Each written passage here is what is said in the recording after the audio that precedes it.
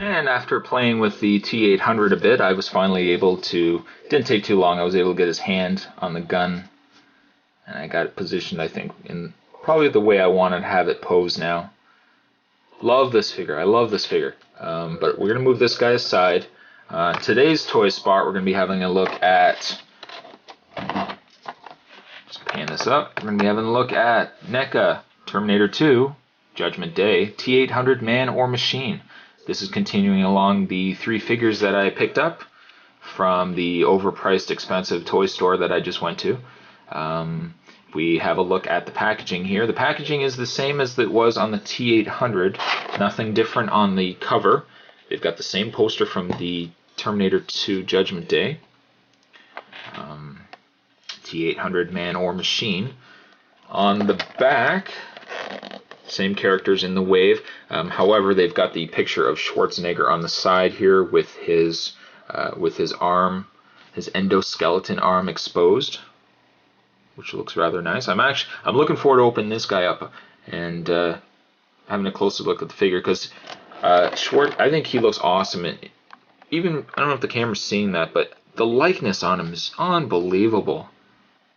But there's the packaging. I'm not gonna touch too much more on the packaging, just because it's the same on, I think, all three. I don't even think the endoskeleton has different packaging. But now that we've looked at the packaging itself, let's get the T800 opened up, and we will have a closer look at the figure. Here we have the T800 Man or Machine. What a beautifully sculpted figure.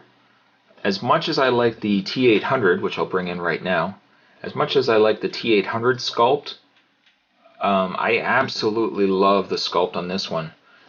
It's as if they took Schwarzenegger himself and they performed some weird, sick, plastic voodoo chant on this guy, some spell, and turned him into a little tiny plastic toy.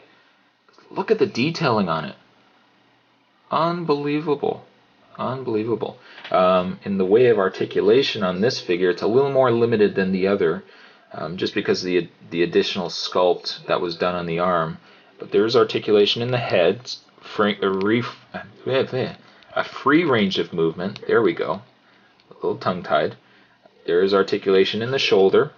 There is no articulation in the elbow. None. Although it turns a slight bit. I would probably not say you'd want to turn it too much, just because then you end up having this broken arm on the side of Arnold here.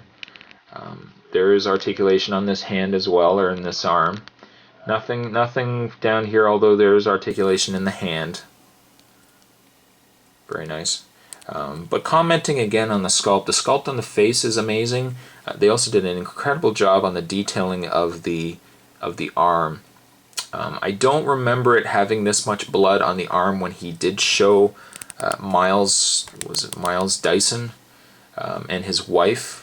I don't remember having this much blood on the arm, but I think that's the only thing I would change on this figure. I probably would have liked to have had this a little more solid silver than having as much blood splattered on it as what it is here.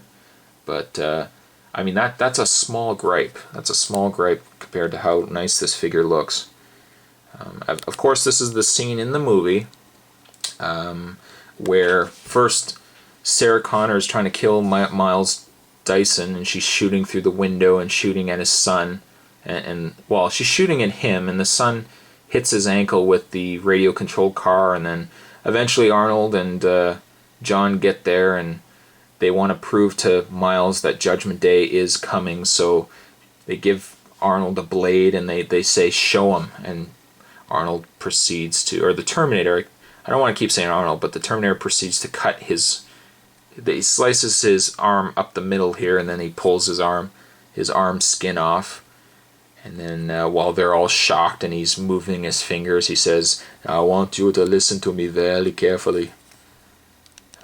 But that's a horrible Arnold. I do apologize. But back to the way of articulation, he has the same articulation in the waist and the feet as the other Terminator. I'm pretty sure they've just used the exact same sculpt from the top here to the bottom. They've just added the glasses on the other one and painted it a slight bit differently on this t-shirt. But overall, awesome looking figure.